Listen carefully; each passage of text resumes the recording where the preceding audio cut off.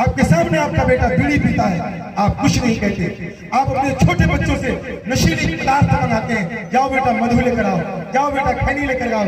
अपनी बेटियों से कहते हैं जाओ हुक्का भर के लाओ, जाओ बीड़ी भर के लाओ, और वो 8 साल की उम्र से ऐसे उसको चेक करते हैं और कुछ दिन के बाद पूरी बीड़ी पी जाती है, पूरी की पूरी बीड़ी पी जाती है।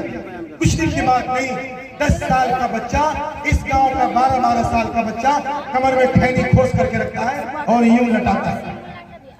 कुल्लु मुस्किरिन खमरुन व कुल्लु मुस्किरिन हरामुन, जिसका एक जूम हराम, उसकी एक बाल्टी पीना हराम।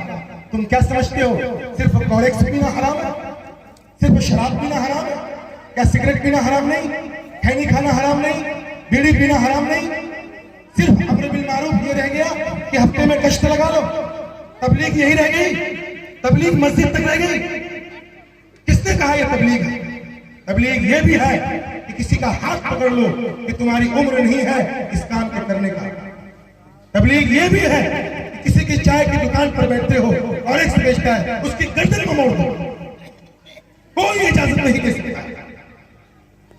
तुम्हारी इजाजत कैसे हो सकती है? हिम्मत कैसे करते हो कि एक मुस्लिम मुआशरे में, मुस्लिम समाज में खुल्ला खुल्ला तुम नशीली पदार्थ बेचते हो और कौन का ये नौजवान बच्चा इसको पी करके जवानी में मौत मर जाता है? आपके अंदर किसी के अंदर जुर्रत है, हिम्मत है? किसी के अंदर नहीं हो सकता। क्यों? इस कौम को बिगाड़ा किसने? मोदी ने।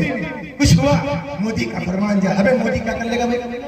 क्या कर सकता है? उसको पानी से पेशाब करना नहीं आता है, वो हमारा क्या बिगाड़ सकता है? हमने जो कुछ बिगाड़ा है खुद ही बिगाड़ा है। मेरे घर को आग लगी घर के चिराग से, मेरे घर को आग लगी घर के चिराग से। योगी ने मुसलमानों को मार दिया। अबे उस टकले में क्या हिम्मत है जो मुसलमानों को मारे? आपको मस्जिद जाने से कौन रोकता? कुरान पढ़ने से कौन रोकता? नशा पीने के लिए कौन कहता है? दूसरों की जमीन बेईमानी करने के लिए कौन कहता है? मोदी कहता है। बीवी पर जुल्म करने के लिए कौन कहता है? मोदी कहता है। शादी को यहूदी और ईसाई के तरीके पर करने के लिए कौन कहता है? मोदी कहता है, योगी कहता है। बेवजह के इल्जामात, फजूल बकवास, यही हमारा काम रह चुका है। नौजवानों, जलसा करने का कोई मकसद नहीं है, इतना खूबसूरत पिंडाल सजाने का कोई मकसद नहीं है, मस्जिद में खूबसूरत मस्जिद बनाने का कोई मकसद नहीं। मुसलमानों ने अपने सारे मकासद खो दिए। सियासी ताकतें हमारे पास नहीं है। हम ऐसे रहनुमा चुनते हैं जो पार्लियामेंट में जाकर के